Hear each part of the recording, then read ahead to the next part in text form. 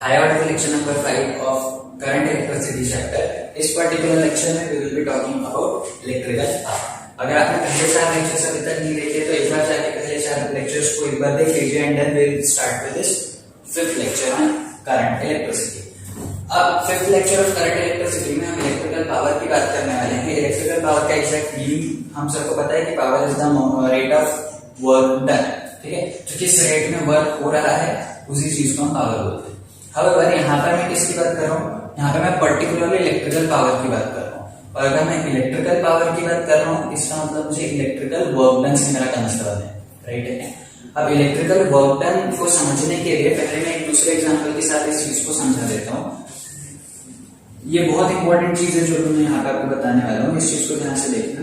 If this is my ground level, if this is my ground level, इस ground level पे एक block रखा हुआ है जिसका मास m है. ठीक है, इस ग्राउंड लेवल पे एक ब्लॉक रखा हुआ है जिसका मास m है. मुझे बताओ कि इस ब्लॉक का वेट कितना होगा. इस ब्लॉक का वेट वर्टिकली डाउनवर्ड एक्ट कर रहा होगा विच इज mg. ठीक है, अब मैं ये चाहता हूं कि मैं इस ब्लॉक को उठा के h हाइट पे लेके चले जाऊं. मैं चाहता हूं कि मैं इस ब्लॉक को उठा के h हाइट के ऊपर लेके चले जाऊं. मैंने ब्लॉक को उठा के यहाँ पे रख दिया. सेम ब्लॉक है, मास अभी भी इसका m है. मुझे बताओ मुझे यहां से यहां उठाने के लिए इसके ऊपर एक फोर्स लगाना पड़ेगा. मुझे इस ब्लॉक को यहां से यहां उठाकर ले जाने के लिए एक फोर्स F इस पे लगाना पड़ेगा. एंड ये फोर्स कितना होना चाहिए. This force should be minimum mg. This force should be minimum mg, क्योंकि इसके इक्वल फोर्स होगा तभी तो जाके आप उठा पाओगे ना उसको. आप इसको उठा के h हाइट के ऊपर लेके चले गए. यहां ले जाने के बाद जो अमाउंट ऑफ वर्क डन हुआ इस पूरे प्रोसेस में वो क्या होगा. The amount of force multiplied with the displacement. सही है. फोर्स कितना लगा इस ब्लॉक के ऊपर. फोर्स कितना लगाया मैंने mg का फोर्स लगाया और मेरा डिस्प्लेसमेंट कितना हुआ h का हुआ. तो मेरा वर्क डन कितना आ गया. मेरा वर्क डन आ गया mgh. सही है क्या. मेरा वर्क डन कितना आ गया mgh. एंड अगर मैं इसको क्लोजली देखूं तो what I can see is कि मेरी इनिशियल पोटेंशियल एनर्जी कितनी थी. Initial potential energy of the block was 0 क्योंकि वो ग्राउंड सरफेस पे रखा हुआ था. अगर मैं इसकी फाइनल पोटेंशियल एनर्जी की बात करूं तो इसकी फाइनल पोटेंशियल एनर्जी कितनी आ जाएगी. It will be mgh. So my change in potential energy also comes out to be final potential energy minus initial potential energy which is mgh. इसका मतलब क्या. इसका मतलब ये हुआ कि अगर आपने किसी बॉडी के ऊपर वर्क किया, अगर आपने किसी बॉडी के ऊपर वर्क किया तो वो वर्क कहाँ गया. वो work what converted into potential energy and what stored in that particular body. ठीक है, तो इसीलिए जो अमाउंट ऑफ वर्क डन आपने इस बॉडी में किया that entire work done what converted into the potential energy and what stored in the body in the form of potential energy. तो इसीलिए हर बार जितना आप वर्क डन किसी बॉडी पे करोगे उतना ही उसकी पोटेंशियल एनर्जी में चेंज आ जाएगा जब तक आप बाकी कोई एनर्जी को कंसीडर नहीं करते तब. राइट है. Now using the same phenomena we will try to calculate the work done. We will try to find out the electrical work done. अब इलेक्ट्रिकल वर्क डन कैसे मिलेगा मुझे. ये कंडक्टर है. ठीक है, ये कंडक्टर है. इसका ये एंड है A, ये एंड है B. इस एंड के पोटेंशियल को मैं VA बोल देता हूं, इस एंड के पोटेंशियल को मैं VB बोल देता हूं. सपोज एंड A से एंड B पे चार्ज ट्रांसफर हो रहा है डेल्टा Q. चार्ज ट्रांसफर हो रहा है delta Q in time delta T. है ना. डेल्टा टाइम T में जितना चार्ज ट्रांसफर हुआ दैट इज डेल्टा Q. अगर delta Q amount of charge A से B जा रहा है इसका मतलब A का पोटेंशियल ज्यादा है और B का पोटेंशियल कम है. सही है. ये वाली बात सबको समझ में है. ये वाली बात समझने से जरूरी है बिकॉज हमेशा charge will flow from higher potential to lower potential. Because हम सबको पता है कि everybody tries to get more and more stability जिसके लिए उसको अपनी पोटेंशियल एनर्जी को क्या करना होता है डिक्रीज करना होता है. तो चार्जेस क्या करेंगे हायर पोटेंशियल से लोअर पोटेंशियल में फ्लो होना चालू हो जाएंगे. तो मेरा VA जो है वो VB से बड़ा है. सही. ओके.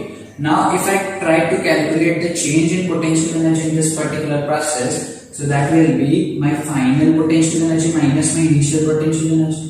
सही है. अच्छा, B पॉइंट पे जाके मेरी फाइनल पोटेंशियल एनर्जी कितनी हो जाएगी. पोटेंशियल एनर्जी का फॉर्मूला क्या है. Charge transfer into potential of the point. सही है क्या? And potential energy at point A क्या हो जाएगा? This will be charge transferred into potential of point A. यहां से मैं डेल्टा क्यू को निकाल सकता हूं common and I get V B minus V A. अब V B minus V A क्या है? इसको अगर आप ध्यान से देखोगे तो वी ए बड़ा है, वी बी छोटा है। इसका मतलब क्या, मैं इसी को अगर मैं इन दोनों पॉइंट्स के बीच के पोटेंशियल डिफरेंस को वी बोल दूं, can I call this as minus V. Minus V क्यों बोला? माइनस वी इसलिए बोला because V A V B से बड़ा है और मुझे V B minus V A करना है, तो मेरा मैग्नीट्यूड तो वी आएगा, तो मेरा पोटेंशियल डिफरेंस है, हाउएवर साइन क्या आ जाएगा? नेगेटिव आ जाएगा। तो minus delta Q V becomes the change in potential energy। इसका मतलब ये है कि जब डेल्टा टाइम t में चार्ज डेल्टा क्यू मूव करता है from one end to the other end, the change in potential energy is minus delta Q B. अब ये नेगेटिव क्यों आई है? पोटेंशियल एनर्जी नेगेटिव इसलिए आई है बिकॉज जब चार्जेस पॉइंट ए पे थे तब उनका पोटेंशियल ज्यादा था, जब वो फ्लो के पॉइंट बी पे चले गए उनका पोटेंशियल कम हो गया, मतलब जो चेंज इन पोटेंशियल एनर्जी हुई है दैट इज नेगेटिव। सही है क्या? यहां तक की बात अगर समझ में आई हो तो एक और चीज जो हमको पता है, तो law of conservation of energy क्या बोलता है? Law of conservation of energy ये बोलता है कि द अमाउंट ऑफ एनर्जी और the total energy is always conserve. इसका मतलब चेंज इन टोटल एनर्जी कितनी रहेगी? हमेशा जीरो। तो अमाउंट ऑफ टोटल एनर्जी हमेशा कांस्टेंट रहने वाली है और टोटल एनर्जी चेंज नहीं होने वाली है। इसका मतलब ये है कि जो चेंज इन पोटेंशियल, जो चेंज इन टोटल एनर्जी होगा that will always be zero. Now this change in total energy is comprising of change in potential energy plus change in kinetic energy. सही है क्या? And this is equals to zero. तो can I write this as change in kinetic energy is equals to minus of change in potential energy.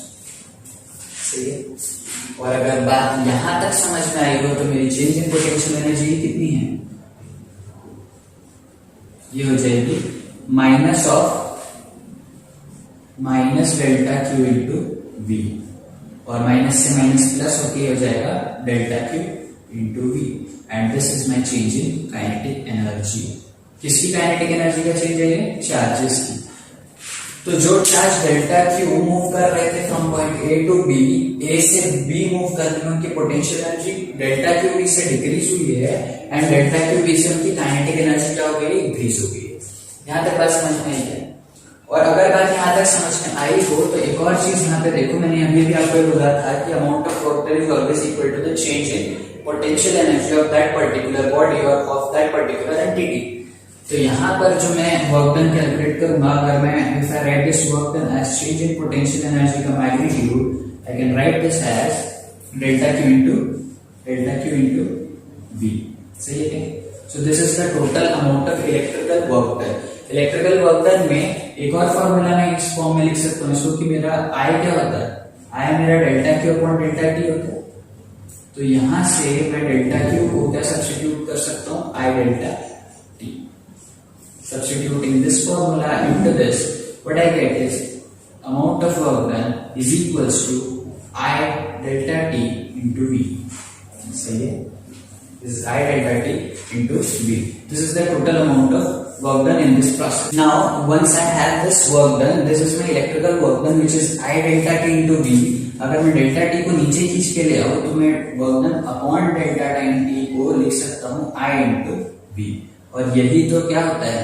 Work done per event time, इसी को तो मैं power बोलता हूँ। So this is my electrical power which is I into V. Electrical power क्या हो गया मेरा? I into V. यहाँ पे मैं ओम्स लॉ जो है V equal to I R अगर पुट करूँ तो अगर मैं एक बार V equal to I R करके V की जगह सब्स्टिट्यूशन करूंगा, so I get power is equals to V की जगह आई आर, तो ये हो जाएगा क्या? I square R. This is one of the formula for electrical power. And one more formula can be written as, if I write I as V by R, and if I substitute this thing into that, I get power is equals to V by R into V, which is power is equals to T square by R. सही है क्या? तो ये मेरे electrical power के तीन फॉर्मूले यहाँ से निकल के आए। एक power is equals to I B, एक power is equals to I square into R और एक power is equals to V square by R. So these are the three important formulas for the electrical power for any given circuit. तो एक बार इतना part लिख लीजिए, we'll move on to the other part.